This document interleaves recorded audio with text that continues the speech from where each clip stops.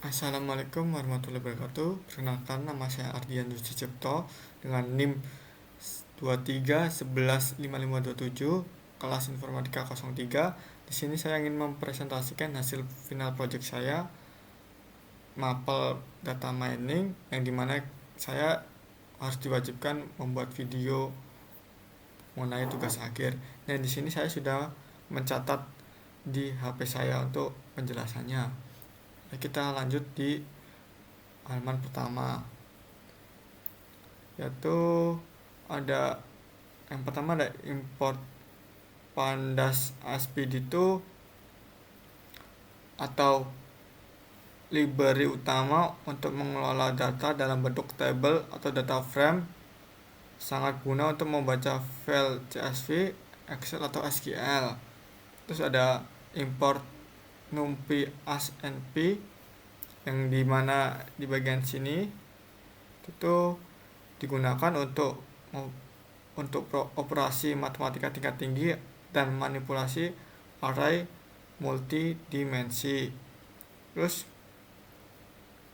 yang bagian import matplotlib titik pyplot asplt itu library dasar untuk membuat grafik atau plot seperti garis, batang, atau scatter plot.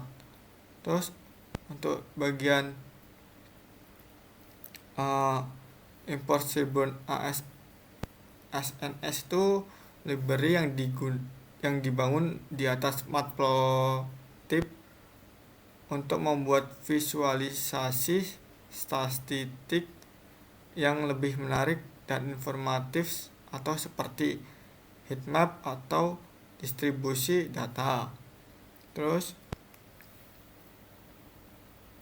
ada import array atau RE itu modul regular expression untuk melakukan pencarian, pembersihan, atau manipulasi pola teks atau string. Terus untuk ini bagian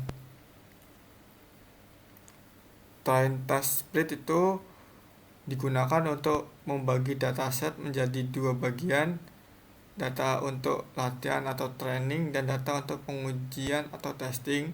Terus random ini forest regressor itu algoritma machine learning berbasis petik 2 hutan pohon keputusan yang digunakan untuk memprediksi angka kontinu atau regresi. Terus yang di bagian mean absolute error, mean squared error, dan R2 score itu metrik evaluasi untuk melihat seberapa akurat prediksi model punya saya. Terus label ini encoder itu digunakan untuk mengubah data kategori atau teks menjadi angka, misal pria atau wanita menjadi 0 atau 1. Terus selanjutnya ada yang bagian import joblib ini itu digunakan untuk menyimpan model yang sudah dilatih ke dalam sebuah file sehingga bisa digunakan kembali nanti tanpa harus melatih ulang. Untuk selanjutnya itu yang load dataset. Untuk penjelasan file name ini itu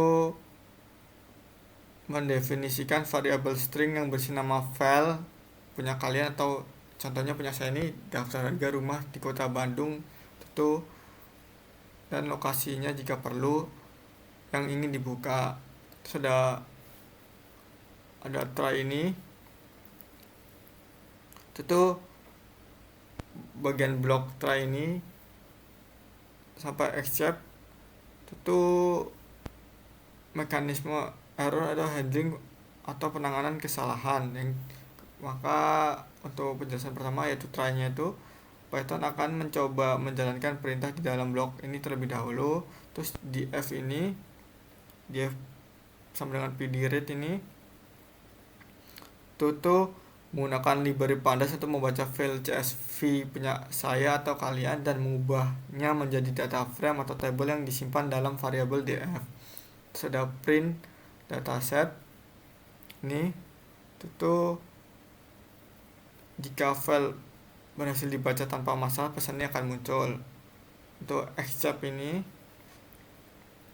jika terjadi kesalahan, misalnya file tidak ada salah ketik nama atau format file rusak, Python tidak akan crash atau berhenti paksa. Sebaliknya, ia akan langsung loncat ke blok ini dan menjalankan perintah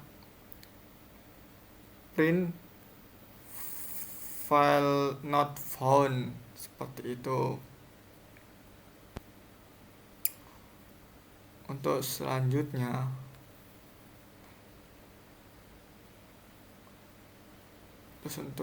ini clean press ini tuh atau membersihkan harga itu tuh properti seringkali ditulis manual seperti 1,5 miliar atau 800 juta. Logika mengubah teks ke huruf kecil, menghapus karakter non angka dan mengganti koma menjadi titik atau standar sistem komputer. Terus normalisasi, jika ada kata miliar, angka dikali 1.000.000.000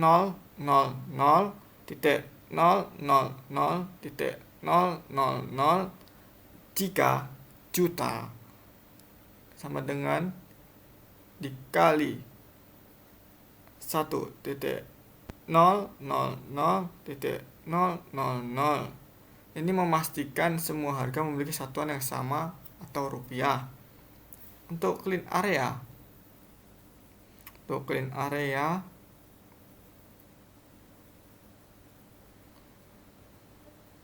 itu tuh atau memberikan luas, menghapus satuan seperti m 2 atau teks lain pada kolom luas tanah atau bangunan menggunakan sub ini seperti ini sehingga hanya menyisakan angka murni. Terus selanjutnya ada DFI logs.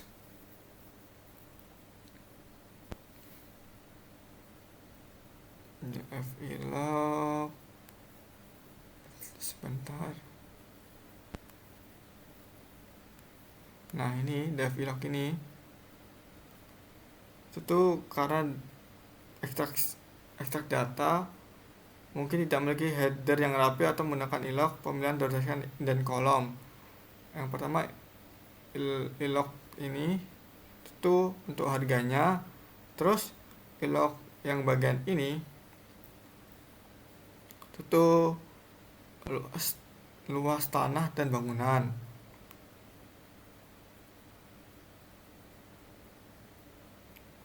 Dan PD titik nomor itu di bagian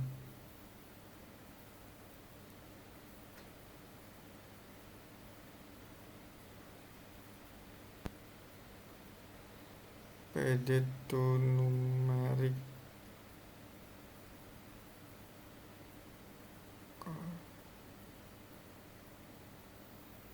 pada PD titik to strip bawah numerik dalam kurung titik-titik itu, terus sebenarnya eros atau coerces itu yang bagian seperti ini contohnya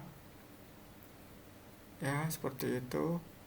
Tuh mengubah kamar tidur atau KT dan kamar mandi atau KM menjadi angka jika ada data aneh, misal 3 plus 1 akan dipaksa menjadi non atau kosong agar tidak merusak perhitungan. Terus ada bagian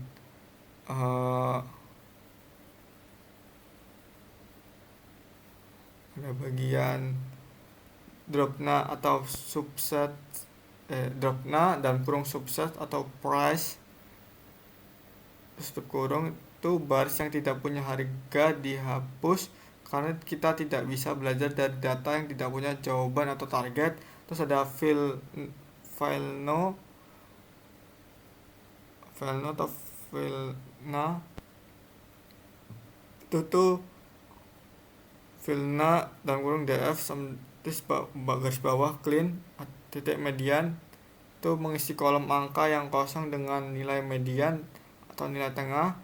Ini lebih aman daripada nilai rata-rata jika ada data yang terlalu ekstrim atau outlier. Selanjutnya untuk bagian split ini itu alamat panjang dipotong, hanya diambil nama kecamatan atau wilayah depannya saja menggunakan seperti ini tadi. Tuh. Selanjutnya label encoder ini tuh mesin tidak paham teks dago atau lembang. Contohnya tadi label encoder mengubah nama kecamatan tersebut menjadi angka unik, misal Dago 1 Lembang 2 seperti itu. Terus untuk hasil akhirnya data berbentuk tabel angka bersih dengan kolom baru bernama distrik INC seperti itu. Ini yang saya maksud dari ini. Terus selanjutnya exploratory data analysis atau EDA. Yang pertama SNS is plot ini itu di bagian bins 30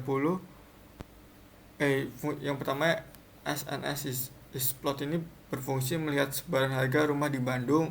Terus bins 30 ini tuh membagi rentang harga ke dalam 30 batang kotak. Terus KD true ini tuh menambahkan garis melengkung atau kernel density estimate yang menghasilkan bentuk histogram untuk menunjukkan tren kepadatan data. Itu tujuannya bisa melihat apakah harga rumah mayoritas terkumpul di angka murah, menengah, atau justru banyak rumah mewah yang harganya sangat ekstrim atau skyward. Ya, di bagian selanjutnya SNS heatmap itu fungsinya mengukur seberapa kuat hubungan antara satu variabel dengan variabel lainnya, atau misalnya apakah luas tanah benar-benar mempengaruhi harga seperti itu. Selanjutnya di bagian DF clean-nya ini sampai sini itu menghitung koefisien korelasi biasanya antara min 1 sampai 1. Terus dekat ke 1 hubungan positif kuat, contohnya semakin luas bangunan semakin mahal harganya. Terus dekat ke 0 tidak ada hubungan, atau contohnya mungkin kode kenyamanan tidak terlalu berpengaruh pada jumlah kamar mandi seperti itu. Terus yang bagian unknown true itu menampilkan angka korelasi di dalam kotak-kotak heatmap. Terus di bagian CMAP itu skema warna, contohnya merah biasanya menunjukkan korelasi positif yang kuat dan biru menunjukkan korelasi negatif seperti itu. Untuk selanjutnya modeling. Di bagian X atau features dan Y atau target. Yang pertama saya akan jelaskan tentang X ini, yaitu features, variabel yang digunakan untuk memprediksi jumlah kamar, luas tanah, luas bangunan, dan kode koleksi. Terus target Y ini tuh atau target, variabel yang ingin diprediksi yaitu harga rumah. Terus bagian selanjutnya trend test split. Baris ini membagi data Anda menjadi dua bagian. Untuk tes size 02 ini 0.2 itu artinya 80% data digunakan untuk melatih model atau training, dan 20% data disisihkan sebagai ujian testing untuk melihat seberapa pintar model tersebut memprediksi data yang belum pernah dilihat sebelumnya. Terus random start 42 ini seperti kunci agar pembagian datanya selalu sama setiap kali kode dijalankan. Angka 4 dijalankan. Angka 42 adalah angka favorit di dunia sains data, referensi dari Hitchhiker's Guide to the Galaxy. Terus ada selanjutnya random forest regressor, itu adalah menggunakan algoritma random forest. Bayangkan ini seperti mengumpulkan jawaban dari ratusan pohon keputusan atau decision trees yang berbeda, lalu mengambil nilai rata-ratanya. Terus contohnya yang selanjutnya sebagian ini n estimasi 100 ini itu ada menggunakan 100 pohon keputusan di dalam hutan tersebut. Semakin banyak pohon biasanya membuat model lebih stabil meski prosesnya sedikit lebih lama. Terus di bagian model fit ini jelasannya itu ini adalah momen dimana model belajar fungsi titik fit akan mencari hubungan matematis antara fitur X dengan harga Y tadi. Setelah baris ini selesai dieksekusi, variabel model sudah resmi memiliki kemampuan untuk memprediksi harga. Seperti itu. Untuk selanjutnya evaluasi ini atau mean absolute error, rata-rata kesalahan absolut. Jika adalah Rp 100 juta, artinya rata-rata prediksi model meleset sekitar 100 juta dari harga aslinya. Semakin kecil angkanya semakin baik. Terus RMSE itu tuh atau root mean squared error, mirip dengan tadi, tetapi memberikan hukuman lebih berat untuk kesalahan yang besar. Sangat berguna untuk mendeteksi apakah model Anda sering membuat kesalahan prediksi yang fatal atau sangat jauh dari harga aslinya. Terus R2 score atau coefficient of determination, itu penjelasannya skala 0 hingga 1 menunjukkan seberapa baik fitur luas, lokasi, dan lain-lain. Menjelaskan variasi harga 1.0 itu untuk prediksi sempurna, 0.8 sampai 9 sangat akurat, di bawah 0.5 model kurang baik atau mungkin butuh lebih banyak data atau fitur lain. Seperti itu. Terus selanjutnya ada model fitur ini potential ini itu random forest secara otomatis menghitung variabel mana yang paling sering digunakan untuk membelah data atau splitting secara efektif. NPR Grossor itu mengurutkan fitur dari paling berpengaruh sehingga yang paling berpengaruh hingga yang paling lemah. Seperti itu. Tetapi biasanya pada data properti luas bangunan atau luas tanah akan muncul di urutan teratas, diikuti oleh kecamatan atau distrik. Ya, seperti itu. Selanjutnya simpan model joblib.dam yang ini itu fungsinya untuk mengambil objek model atau random forest yang sudah pintar tadi dan membukukannya ke dalam sebuah file fisik berformat .pkl atau pixel. Terus yang bagian efisiensinya, processing training atau pelatihan model bisa memakan waktu lama dan sumber daya komputasi yang besar, dan menyimpan model Anda cukup melakukan loading atau pemuatan di masa depan yang hanya memakan waktu sekian detik. Seperti itu saja penjelasan tugas akhir saya. Meskipun saya agak terbata-bata di dalam penjelasan tersebut, mohon dimaklumi karena saya malu. Wassalamualaikum warahmatullahi wabarakatuh. Terima kasih.